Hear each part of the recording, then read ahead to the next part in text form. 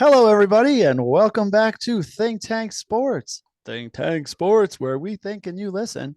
Check us out on the socials: Facebook, Twitter, and Instagram. Listen to us there on Anchor or wherever you get your podcasts. We're out there for your listening ears. And of course, watch us on YouTube and our new YouTube experience, which is now not that new, that you all seem to like. So we'll continue Or to that do much of it. an experience, now that you mention it. Sorry. My monologue got so rudely interrupted, but I guess I now that I have been interrupted, we can introduce the co-host here of Think Tank Sports, Mike, on the other side of the imaginary wall. How the heck are you? I'm doing good, buddy. Thanks for asking. A little bit of the Monday doldrums after the long Thanksgiving weekend. Where just, every day was a pile of food after another pile of food. I had birthday parties Oh and yes, happy birthday, big guy. thank you, thank you. Wasn't fishing for that, but just excuse after excuse to eat till the belt buckle busted. So in all that, though, Dave, there was a lot of football, both college and NFL. We're going to talk about here today Yep. on Think Tank Sports. Let's start with the NFL and the games yesterday on Sunday, Dave. The marquee game in the 1 o'clock spot was the Bengals and Titans. And while the score was close 20-16, I never felt like the Titans threatened too much in this game. They didn't seem to have consistency running the ball. Although the numbers end up okay for Derrick Henry. There was a streak. 17 carries for 38 yards. That's not very good. Well, I mean, he got the carries right now. Carries, 58 yes. yards. Yards, no. Right, very bad. There had been a streak, Dave, that any time Derrick Henry had caught the pass, the Titans were undefeated. That streak was broken in this game with 3 receptions for 79 yards. Yeah, and he had the 69 yarder, which he then hit and Right. fumbled there right near the goal line. So obviously that was a killer. Yes, huge killer. And the Bengals win without Mixon, without the wide receiver, and now they're right where they were last year at this time, with a nice 6-4 record and 7-4. 7-4 now going into the home stretch and starting to get healthy. Yep. 4 of their last 6 games are at home. Right. So yeah. Big win for the Bengals, big win for the AFC positioning down the road, over this Titan team. And, Titans are definitely beat up, especially on the offensive line. So they'll be back to muddying up an ugly AFC Saturday afternoon wild card game in the future, Dave. But don't worry about that. Mike Vrabel and the boys will be fine. But interesting game all the way around. Yeah, and so I had 2 games on. I had the Jets game on, and I had this game on at the same time. And I had the sound on for the Jets game until it got out of hand, and then I switched. But the one thing that I noticed that I just could not stand is how many times do we have to see Mike Vrabel talking to the officials? Yeah, constantly, and it's like every chance they get, he's talking to the officials. They're showing it on camera. And again, I didn't even have the sound on, but I got annoyed just from the visuals. Do you think it's more than the average bear, or do they just show it on camera more than the average bear? Well, and that's the thing, without listening to all of the things, but I have to think my impression, sorry, was more than the average bear. Yeah, he's always worked the official Belichick, obviously. Exactly. He's rounded into one of the nice coaches in the NFL, nice in the sense of success and absolutely, and definitely Belichick's best. I don't know what do you call that? Someone to come out from under his tree, underling, whatever you want to say. Belichick's best prodigy. Yeah, you could say prodigy. Yeah, probably this guy. Works the officials. I don't know what to tell you. I understand it's frustrating, from a viewing, point of view, obviously, and the Bills being one of their main playoff rivals, like it's definitely frustrating, but it's effective for him. And until they tell him to stop, I don't blame him. Keep Oh pushing no, everything yeah. you I mean, can. he's definitely going to keep doing it. It's just something that I noticed was like, come on, really? Yeah. So let's talk about the other game you had on there, buddy. The Jets and the Bears. This game was wildly entertaining for a game that you probably couldn't have paid most people, $100 to watch going in when you Mm-hmm. talked about Mike White versus, well, Trevor Siemian ended up starting, Dave, but we had a 15-minute panic session yesterday of Nathan Yes. Peterman maybe getting the start. Yeah, and Uh, then what? Once I turned stuff on, they were saying that Trevor Simeon had taken most of the reps during the week, but he was still up in the air. uh, Yeah, he uh, he tweaked his quad or his midsection during warm-ups, and yes, they weren't sure if it was going to be able to relax and get back where he could, throw the ball. But he did. Not great for the Bears. But this was the Bears had the perfect game. They kept their quarterback of the future, Justin Fields, on the sideline and healthy.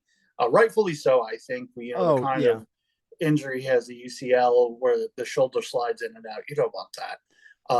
yeah, and they're They three and play eight. They're not going anywhere this year. they actually moved into the number two, moved up or down, depending on how you look at it, into the number two position in the draft with, Jaguars and the Raiders win. There were some teams that won that helped that. The Bears fans, as much as this season is tough, this is exactly what you try a transition season to be. Mm-hmm. Justin Fields is showing signs of life. They figuring out how to coach with him, not around him.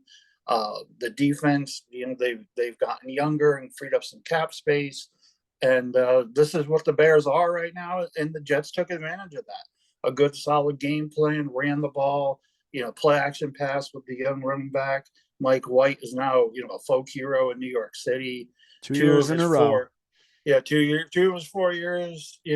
This is his fourth start. He's got 2 games with over 3 touchdowns, and multiple 100 yards passing. So, what do you think they're going to do, Jet?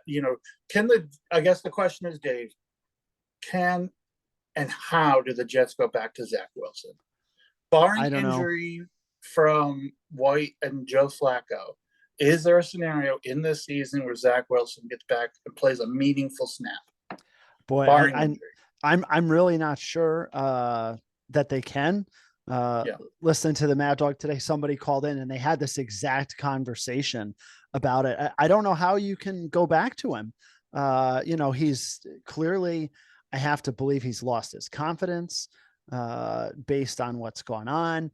And if Mike White continues to play well, Right.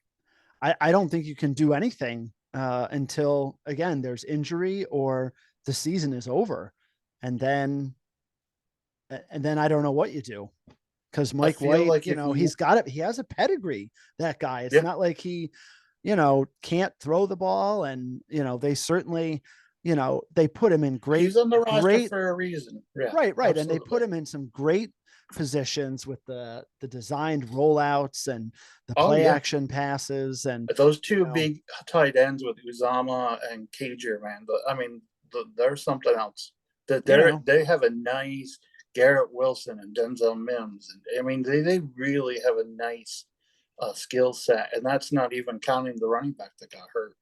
yeah, Um, Brees Hall, you know, yeah, Jets' future looks bright, Dave? yeah. I mean, Question mark. yeah, no, I think so, and I think the challenge is you could see Zach Wilson being, I could see him being successful in that same, in that same kind of play calling scenario, but he's lost his confidence, he's lost the team, uh, That's it right there. He by lost the not team. Yeah. owning up to some of his mistakes and saying that he didn't let the defense down last week, even though they had 2 yards of offense, two in the second half. Some of the Um, teammates are saying they felt like they met Zach Wilson for the first time this week after all of this and after the benching.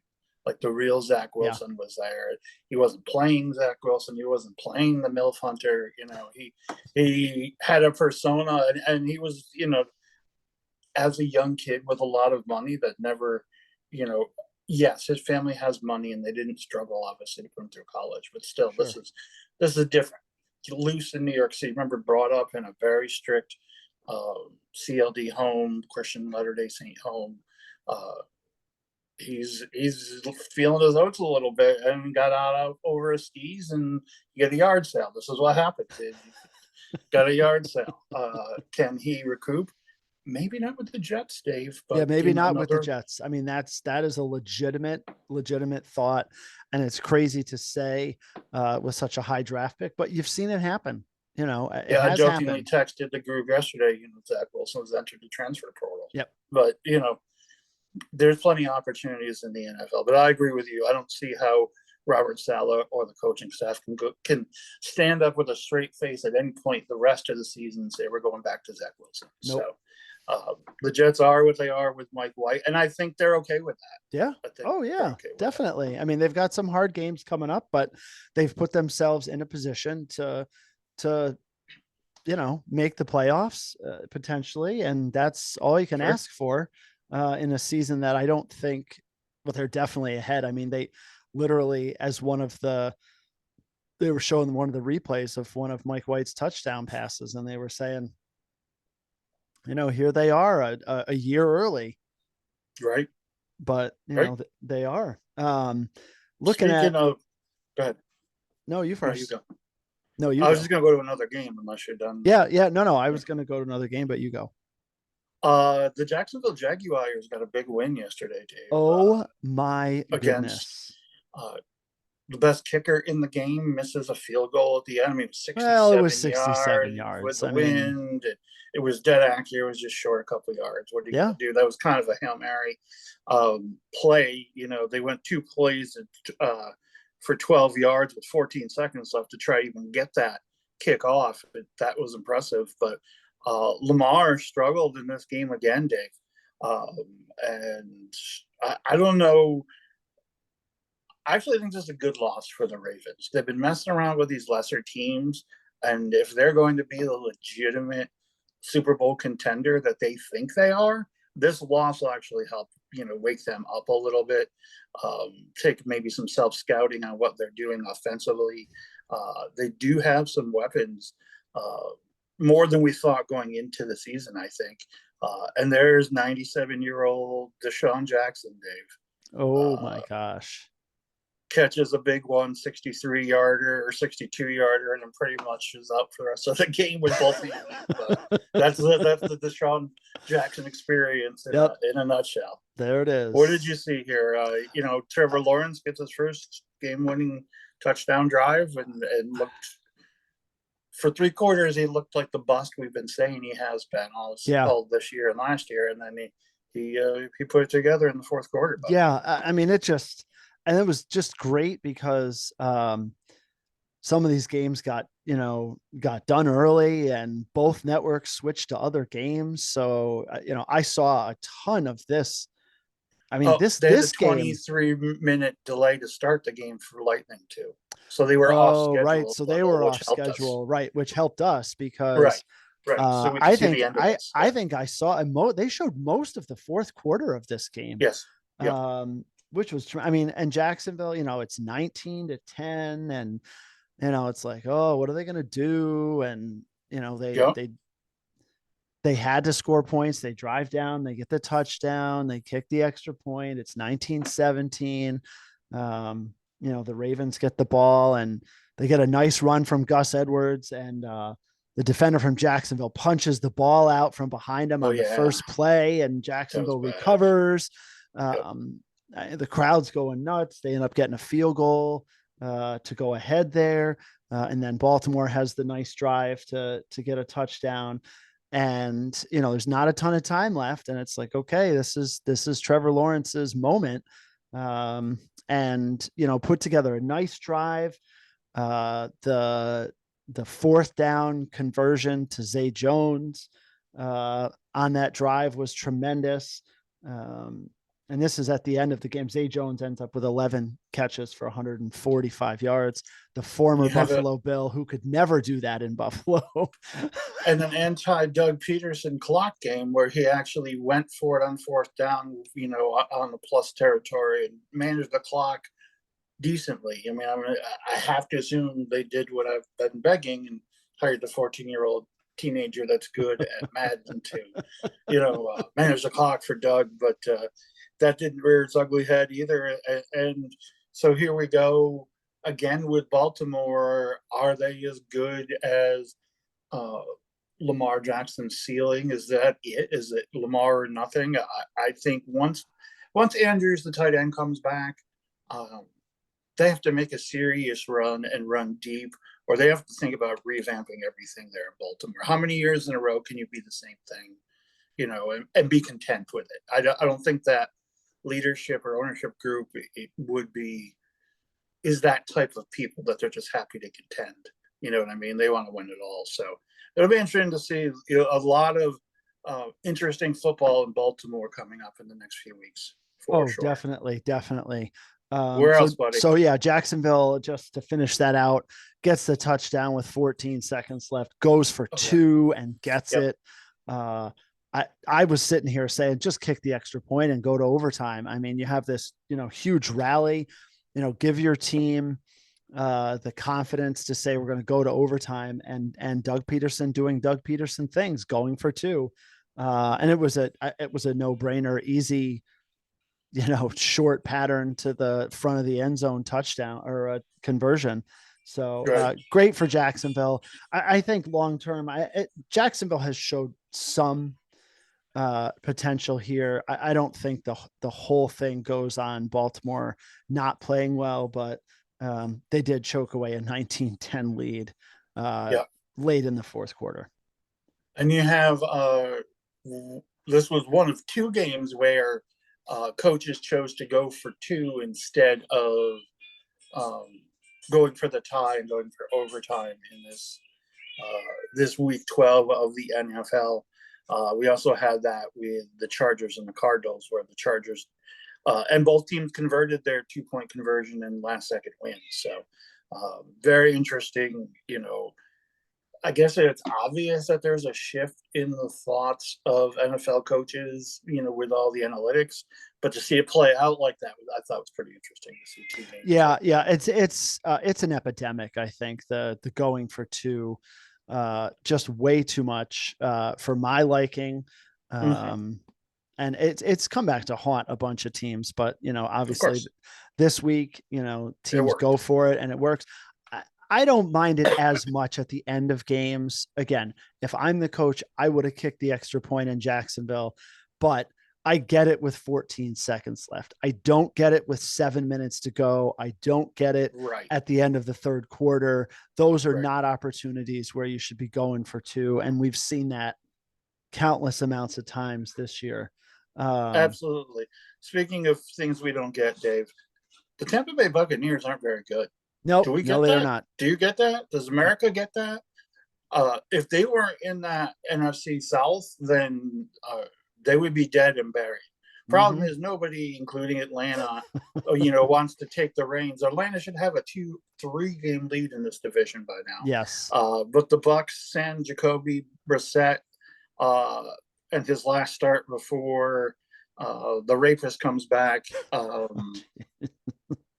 to an overtime win with Nick Chubb diving in for the touchdown to win the game in overtime, really as overtime was expiring. Very, very close to it. Yeah. The 10-minute overtimes too, Dave, are not enough. It's really one possession each. But I'm fine with it regular season. You don't I am too. I like it. It goes fast. You don't have this grinding it out kind of thing. But obviously, and we know the rules have changed for NFL for overtime in the playoffs, but yeah, I really was not very impressed with Tampa Bay. They had a big injury to one of their offensive linemen who's going to be out for a few weeks now.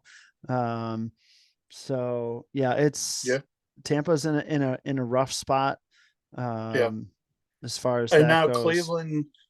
4-7 in the the suspension portion of their schedule, when they were scumbags and manipulated Deshaun's contract to bring him back. Here at week 13, yep. 4-7, were they signed up for that, you think?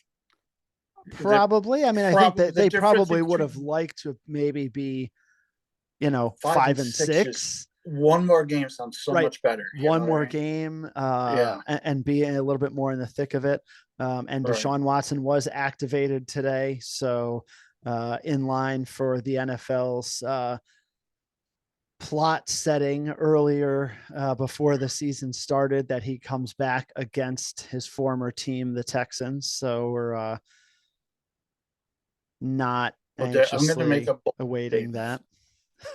If he gets one vote, just one vote for comeback player of the year, oh, no. I will drive to Canton, Ohio and chain myself to the sign outside the Hall of Fame. Wow. One vote for comeback player of the year. So he's going to have 6 games with I know I'm not going on a tough limb out there, but 6 games to garner one comeback player of the year vote. Mike, just like with Lose With Us, I think you're in trouble. I think we're going to be driving to Cleveland.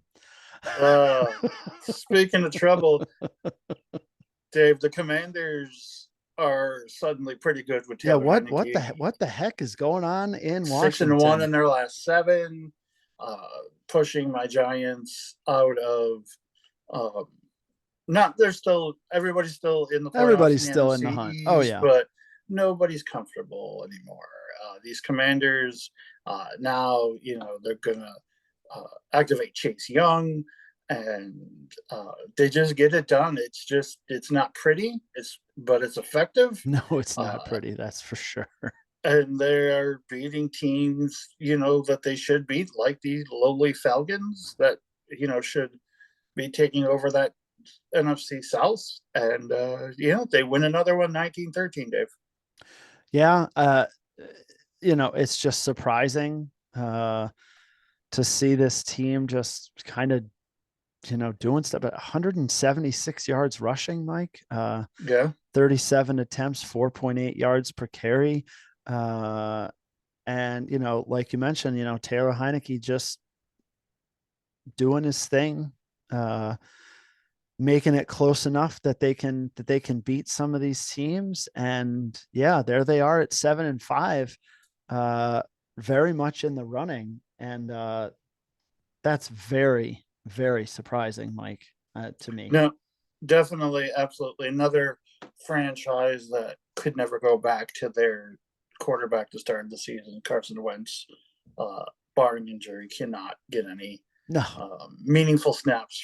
The Sunday night game, Dave, the Eagles-Packers ended up being pretty entertaining for what really was an Eagles comfortable win. Yeah. Packers made it close at the end. We see Aaron Rodgers aggravate a injury where the ligament's actually torn off of his thumb, and it pulled a hunk of the bone with it when it came off. And then he just kept getting hit on that thumb last night, and it got worse and worse. And he left the game. And then he got injured his ribs too. Right. So everything's just beat up there. So Jordan Love came in and didn't look bad, if I'm being honest. I mean, he only had like a series and a half, but got a touchdown drive together. Yeah, so maybe where the Packers are in their season, it's time to shut down Rodgers for the year, have the thumb surgery now, see what Jordan Love can do, and maybe there's a trade market for him. In the offseason, you clearly made your bed with Rodgers for the next 3-4 years. So, develop this asset and see what happens with Jordan Love. In the meantime, Jalen Hurts continues, Dave, he's got to be number 2 in the MVP discussion right now, right? I mean, it's clearly Mahomes, I think. Hurts, Tua. Yeah. and then Josh Allen. I mean, Yeah, probably yeah, those probably. four are the only ones that have a shot at it. Yeah, the thing that and it's funny because I've been like, yeah, you got to put him in there, but we still need to wait and see some more. And he certainly had Yeah. great numbers in this game. But to read this article on ESPN and have it say cemented his status as the NFL MVP frontrunner, that's a bit strong. Too far. Yeah. I mean, I get it. The Eagles are 10-1. Right. He's arguably the But he best didn't have. player on the best Right. team. I mean, he ran for 157 yards and he threw for 153. Impressive. Very impressive. And it's not to diminish it. But I'm with you. It does not cement him as the front runner. I mean, He didn't have a Heisman moment like Caleb Williams at USC last weekend or yeah. whatever. But So I thought that you was, know, he's definitely there, but let's pump the brakes a little bit. yeah. Again, the Eagles have had a pretty light schedule. As far And the as, Packers are 4-8 now. It's not like they yes. beat Yeah. vintage Packer team, but still, Right. all I can do is keep winning, and that's what they do. 10-1 for the Eagles, and pretty much home field advantage in the NFC playoffs at this point. Last Thursday, Dave, was Thanksgiving. We had three wonderful football games as far as entertainment. Points Mm-hmm. were scored. We were 1 point short of all three games hitting the over, Dave. 1 point. Like if someone put that on their 3-team parlay on lose with us, Yep. they'd be very aggravated right now if Yep. that was somebody you knew. If it was somebody but well, let's talk about the first game of the Thanksgiving slate, and your Buffalo Bills with a 28-25 win over a very game Detroit Lions. yeah,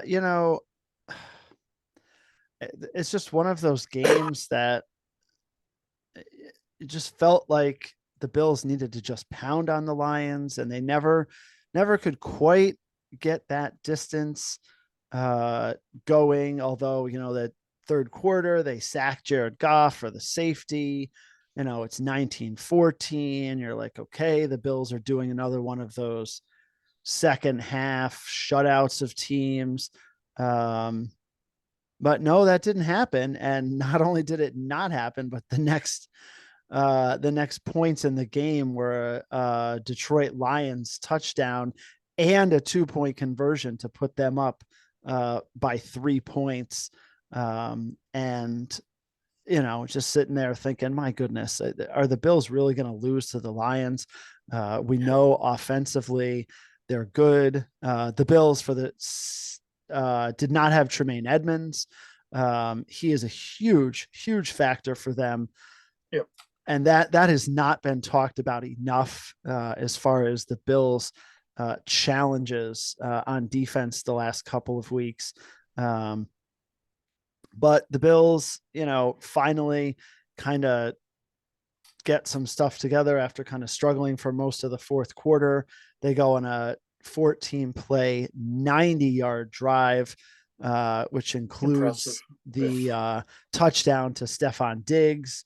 And then Tyler Bass, of course, just to make it interesting, misses the extra point, which, geez, come on. Can we as a Bills fan, can we just not do that?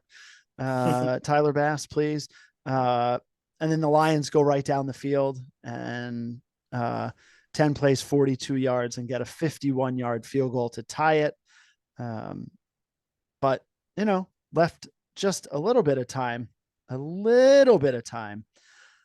on the clock, and the Bills were able to go 4 plays and 48 yards, including a huge catch over the middle by Stephon Diggs to get them there. And Tyler Bass trots out and drills the 45-yard field goal with 2 seconds left to give the Bills the 28-25 lead and eventually the win. Oh boy, I'm not huge on the moral victories and all of this. I heard some talk, well, the Bills needed to grind one out, and we've seen their record in one score Close games. Yeah. games and everything else. But do you really need to do that against the Lions? I'm not really sure. So still seeing some struggles. Tre'Davious White was back, but didn't play a whole lot. Right now for this next week, Tremaine Edmonds did practice today. Greg Russo practiced today. So some hopes that some of those folks will be back. The Von Miller injury, Mike, is huge. Yeah. What are they Um, saying for Initially, they were time? saying ACL, and they thought it might be Hmm. longer. Now it's not. Um, it's gonna be at least 2 weeks. Oh, easy. Before he's able to come back. Um, and he has made a difference for them. I think way more than I thought he would. And so that's going to be a big blow for them, which would be nice if Russo could be back because he was having a really good year on the defensive line. But that's a big injury. Sure. But if they can get Edmonds back and Russo back and Trey White keeps playing more, they're a little bit more balanced defensively, which would be good. But ultimately, we'll take the win. It gets them to 8-3. Yeah, absolutely. I'll give them a lot of credit. 2 wins in 4 days, essentially, with no easy way to get in and out of your home. That certainly is a life circumstance that is a challenge, and Yes. they had to overcome it. And they certainly have the assets and the resources to overcome it, but still, uh, not easy. And we know athletes are certainly creatures of habit. So, Mm-hmm. to overcome those kinds of things too, um, will pay dividends in the long run for the Bills. So, Yep, definitely. One thing I did see, Mike, which I thought was really interesting. Uh, Most total touchdowns in the first 5 seasons in the NFL. Any idea who that would be? total touchdowns scored, or are we talking quarterbacks throwing? Total touchdowns. I mean, my inclination is to say Marino because he had such a good Very early. good. Dan Marino with 171 through 5 seasons. And Josh Allen is chasing him. Mhm. Josh Allen has 163. Wow. So, You and you think think about nine Marino with the to 48 break it? touchdown Yeah. passes. That was a record for quite some time. Yeah. So he's 8 behind Yeah. No, with he should get with there. 6 games to go.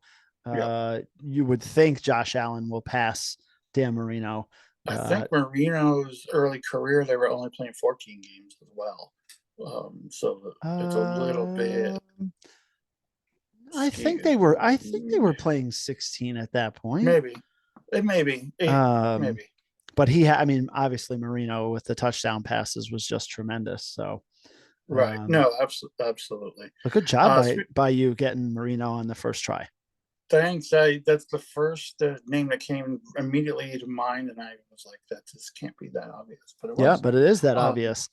Mike, what about your Speaking Giants? obvious, I mean, the Giants. People are saying, they're running out of talent. They're running out of roster.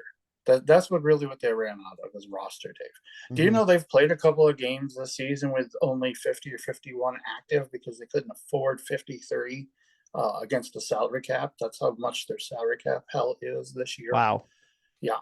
Um, they literally have no wide receiver talent. Wandell Robinson out for the season. Gets hurt in this game. Uh, it's Darius Slayton and a bunch of people you never heard of. I don't even know why. Uh, I was on the Odell train for about 10 days that we should sign him, but now what's the point? I Yeah. don't know why he would come here. I guess is my question. Mm-hmm. The defensive backs were beat up. Noah Dory Jackson. It was that. All being said, love the effort, love the fire. Mm-hmm. Uh, Daniel Jones continues to do enough to stay around for me as far as long-term quarterback play.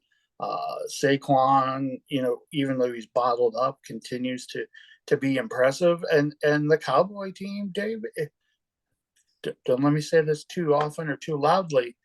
They're a good football team, Yeah. and CD Lamb obviously is an issue for everybody in the league. The two-headed monster in the backfield.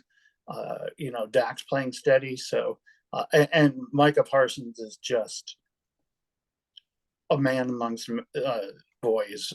I mean, I have not seen a dominant linebacker like this since LT. Really. Yep. Uh, 12 sacks in 11 games. it's almost like when they just let him play free and loose, like you're a linebacker, but you go where you want to go, kind of Yeah. thing. He's even better, you know. Yeah. Um, so to lose 28-20, And they against had the lead at halftime, 13 had to 7. lead at halftime. Um, I'm happy. Yeah. And that's weird to say in a loss. I just think we're out of roster. This is as good as we're going to get. Can we hang on and make a playoff appearance? What do you think? We need 10 wins to get in. Yes. Okay, so we're at 7 now, right? Mm-hmm. Got So we got a game against 6 games to go. You got to go 3-3. right. So Commanders, Eagles, Commanders. Let's say we win one of those, like just Yep. I think that's playing. fair. Yeah, Vikings is probably a loss. Colts we certainly can beat, and then maybe the Eagles to get in when they don't have to play anybody. Yeah. In their Potentially, last right. game of They're the season. resting everybody and the Right. Giants. Yeah. Entirely Right. possible. So, I'll take that. I don't know what to say. Sign Yeah. Saquon. Maybe probably they'll franchise one of them and sign one of them between Daniel Jones and Saquon. Go get some wide receivers. Cut. Getting Kenny Galladay as quickly as you possibly can. He continues to be a black hole when we really could use him so much right now at wide receiver. But yeah, I mean, it kind of sucked because I was in a household full of Cowboy fans, so made the turkey a little bitter going down. But what do you do? Actually, no, they were pretty good about it. So yeah, it is what it is, buddy. Do you have any thoughts on? Maybe I'm way off base on No, anything there. I think when you look at some of the drives in this game, the Giants defense, I think similarly a bit to last year, having troubles getting off the field. Yeah. And that was a big, you look at these Dallas touchdown drives, 11 plays, 93 yards, 6 minutes, 14 plays, 75 yards, 7.5 minutes. One shorter one, 6 plays, 44 yards. And the other one, 10 plays, 80 yards, 551. Too many plays, too much time. And again, it comes back. It comes back to your roster piece. They've got to have some more bodies to be able to cycle through to make some plays there. And I think they will. Look, this is New York being successful. And if they could get into the playoffs, there's going to be players that are going to want to come and play for Daboll. They see the offensive concepts. They know it's New York. They know the fans are going to be into it. It's more than just, doing what they do on the field. There's reverberations from that will help to make the Giants better, I think, moving forward. But definitely some stuff to work on, but definitely still feeling good, I think, at 7-4. How could you not? Right. No, it's just a strange feeling knowing like this is literally the best this roster could play. So there's nothing to do.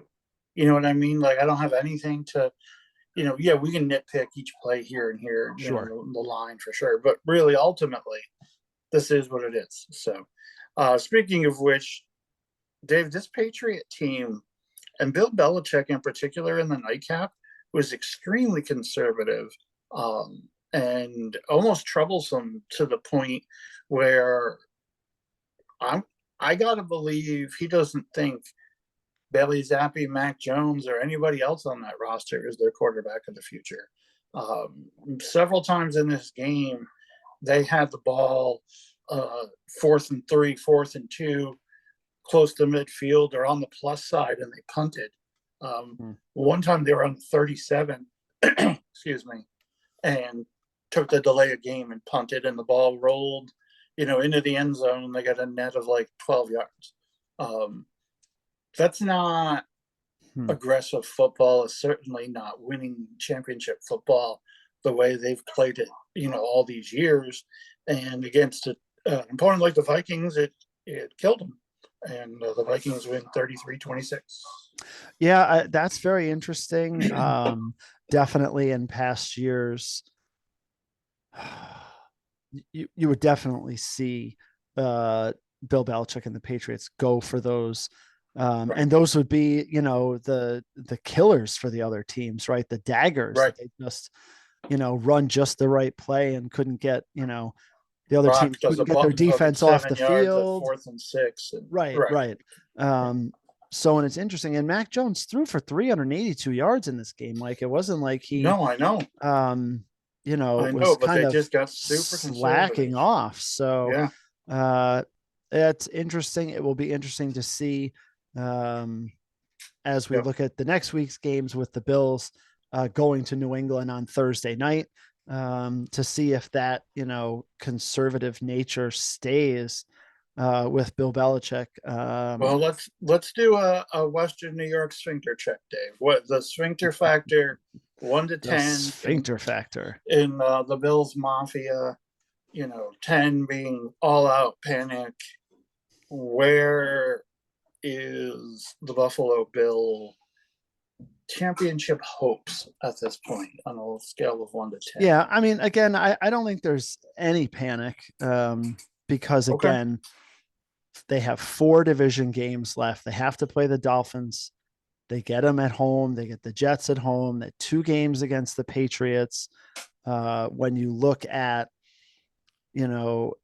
the AFC in general, they've beaten the Chiefs. They've beaten the Titans. They've beaten the Ravens. They have to still play the Bengals. They've played and beaten just about all of the teams that they're going to be competing with. It just, for me, it just comes down to the division because it's so close with Miami right now tied at 8-3 and the Jets there at 7-4. Both of those teams have beaten Buffalo. When's the Miami game in Buffalo? It's got to be soon, right? Yeah, it's coming. They play, it's the next 3 weeks. So they play the Patriots, the Jets, and the Dolphins in that order the next 3 weeks. So this is make or break. This is, we can't have these stupid mistakes and things that have gone on the last few weeks. Now, the rubber meets the road, if you will, and the Bills, they've got to win these games. I mean, realistically, they have to go, in my mind, to get them where they need to be. They have to go 2-1 in these next 3 games. And that means they have to beat the Dolphins and they have to beat the Jets, which kills me because I can't stand the Patriots either. But they could sustain a loss to the Patriots. So you'd take a 3-0, is that what you're trying to tell me? Oh, I certainly would take a 3-0, but I would take a 2-1 as long as it's the Dolphins and the Jets, because they have another game against New England, the last game of the season. But the Dolphins and Jets games are must wins in my mind. They have to play well. They have to win those games because those teams are right there with them. Right. No, absolutely. And the Giants have the Commanders next week in a loser leaves town match. Really, to think that every team in the NFC East is going to make the playoffs is not realistic. So we need to start getting wins in division, because we have the Eagles next week. Same thing. Same thing with the Giants. Commanders, Eagles, four games left in the division. Yeah. So same thing, but I think for ours, it's more losers leave town for a playoff appearance. I just don't see everyone hanging on in the NFC East. And which is crazy when you go back to your point about Tampa Bay being 5-6, you're like loser leaves town. Right. the Giants, if they lose, they're 7-5. How Seven and could you five how could you still. say Yeah, 7-5 is loser leaves town? But because of the yeah, rest of the division is doing so well, that's exactly it. And they could finish with a better record potentially than Tampa. yep, And Tampa could make the playoffs and the Giants could be sitting at home. absolutely. Shameful. Boy, yeah, I Let's hope definitely that do doesn't not want happen. that. But As much as I'm trying to be positive and optimistic about this season and realistic, that would hurt. That one would hurt. If yes. yeah, yeah. Um, let's talk about the NCAA, Dave. The Oh my college football gosh. slate uh, over the last couple of weeks has just been tremendous, and Mm-hmm. it's been a great season, and was really the last full weekend of games this past weekend, Yep. Oh and so yeah, that's kind of definitely. bittersweet. But we have a playoff scenario that right now is crystal clear. Okay, Mm-hmm. clearly it's Georgia and Michigan. Um, Even if they lose in their championship games, those two teams are going to make it. Mm-hmm. And then an undefeated TCU and a one-loss USC. I think those are the four teams. It's pretty clear that the rankings committee has lined up. Now, riddle me this, buddy. Yep. Let's say TCU or USC lose their championship game. Who gets that fourth spot? Kind of a dumpster dive, no? Uh, unfortunately, I think because what you're going to find, and you've seen it in the AP and the coaches polls that with Ohio State at 5, that Ohio State would get in. Ugh. I mean, But they just got they're not going just to. crushed. I know they got crushed, but they lost to the number 3 team in the country. Yeah. It's not um, USC with 2 losses, LSU with 3 losses, Alabama with 2 losses. They But become one of the you'd one punish loss teams. what? No, you'd punish TCU for one loss, and that one loss being in a championship game that not everybody has to play. Not Yeah, every Power Five has a championship game, so they'd have one loss in a Power Five conference. But because they're TCU, yeah, you'd rather look at a one loss Ohio State, yeah. And I uh, think that's a two loss Tennessee, even though Hendon Hooker's hurt. I mean, I based on how badly they got beat by South Carolina, I don't dude, think you can consider Tennessee.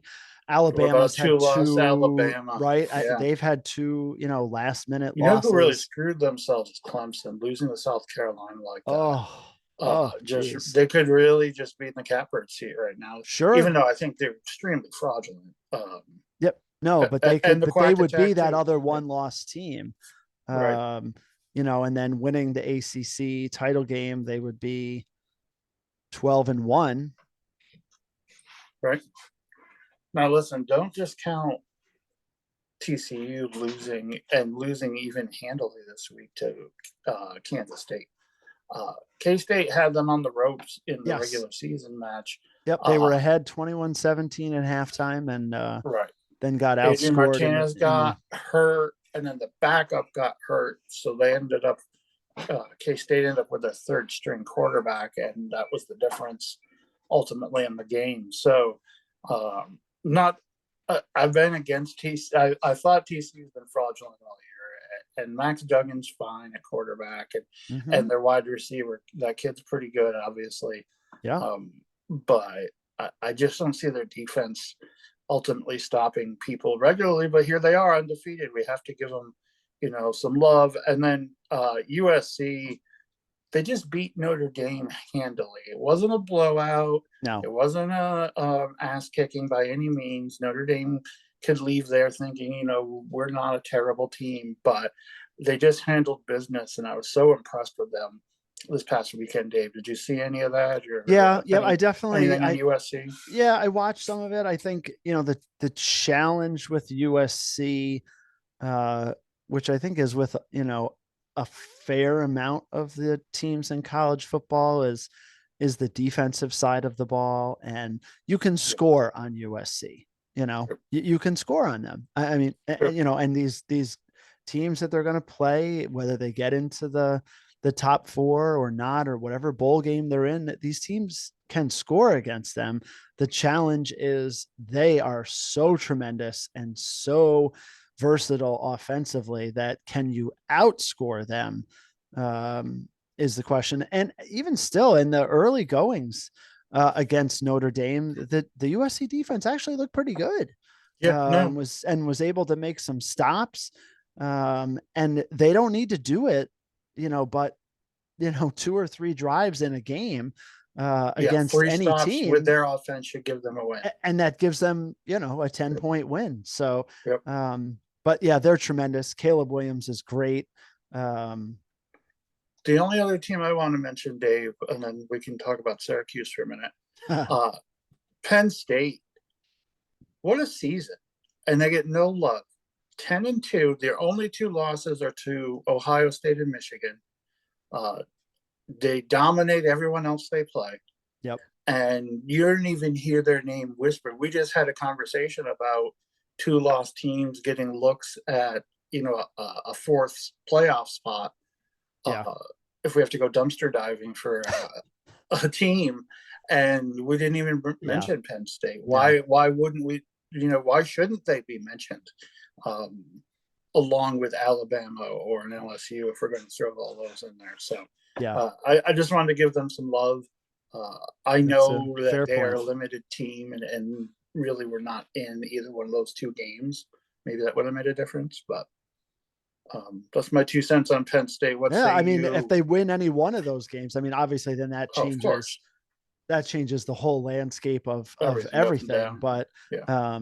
they're that close. Right. I guess. What's going on with the Syracuse Orangemen? They are going to get into a bowl, right? Yep. Obviously. They had won their 6 games, and the hope was, let's not have won 6 in a row and then lose 6 in a row. Right.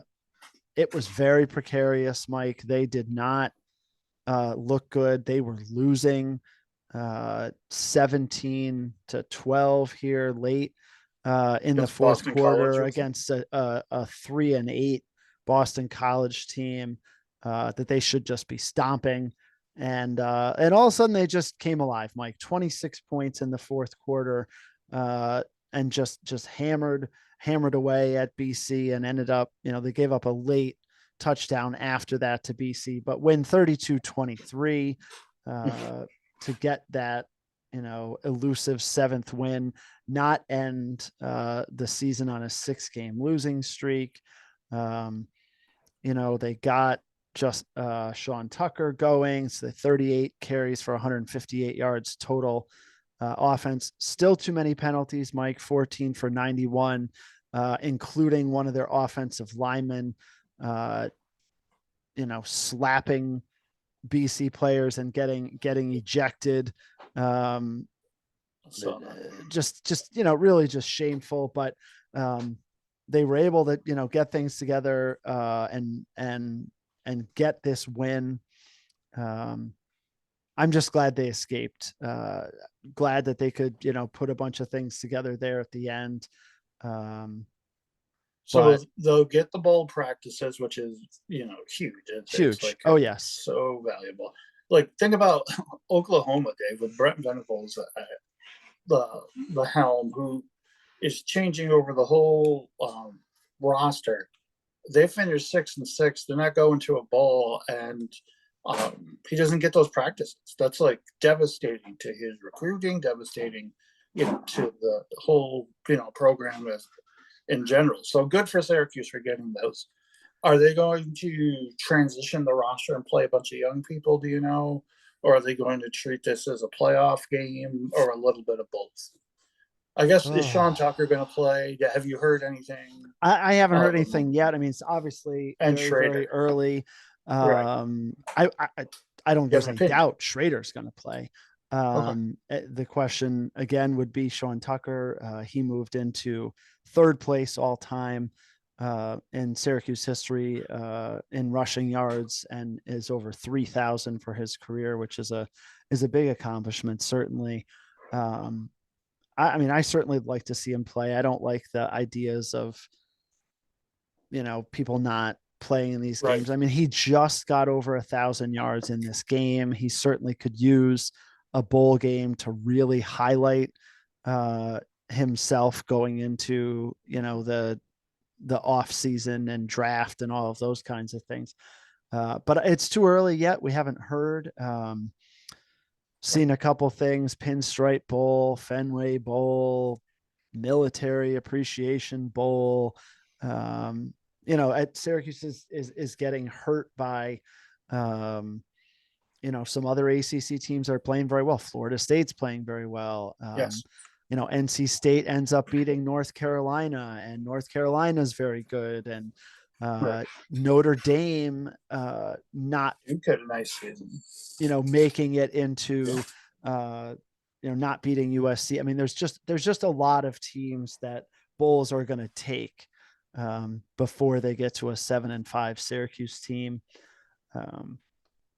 So we'll see. Real quick, a team that Bulls aren't going to take because they're not eligible. James Madison University. I got to give them credit. 8-3, second season moving up to Division, one college football. So because to protect the kids, I guess moving up for 2 years, you can't go to a bowl no matter what, even if you're undefeated. So they conclude a great season in the Sun Belt. And I think they ended up beating two teams that were ranked at the time they played them. I know Appalachian State early. Remember, the App State beat North Carolina, and they had like an early 23 ranking, and they beat them and somebody, I think maybe Louisville. But anyway, great season by JMU, and welcome to the big time, boys. So, yeah, and they had in this latest poll they had votes in both the AP and the coaches poll. So yeah, good for them. Right. It's a great spot to be in as you transition over. And for those of you that don't know, James Madison has been a very, very successful subdivision team. Yes. So it's not like they just made the switch lightly. They have that program has been built. And I'm just saying this off the cuff with the intentions that they eventually could go there if they got, Right. if they, were able to do well, and they have done well. Mike, we have championship week coming up with a lot of the conference championships, the Heisman Trophy, announcing of the bowl matchups after. So there'll be a lot of stuff to digest next week from college football, and we'll know where everything shakes out and stands, and that'll be exciting. Not as many games, like you said. The full slate is finally done, but there's going to be some nice conference championship matchups, and we'll look forward to that and look forward to talking college football, and of course the NFL with another great slate of games. Football is king right now, and we're enjoying that here at Think Tank We're their Sports. subjects. Yes, we are their subjects, and so we hope you enjoyed this latest episode of Think Tank Sports on whatever place or media you're encountering us, whether it's on Anchor or other podcast systems or video here on YouTube. We appreciate it, and thank you for listening, and we will continue to put out content. Obviously, look for our Lose With Us segment with Stevie Covers later this week, and let us know how we're doing. We like to hear from you, as we are here at Think Tank Sports, where we think and you listen as we strive for 5.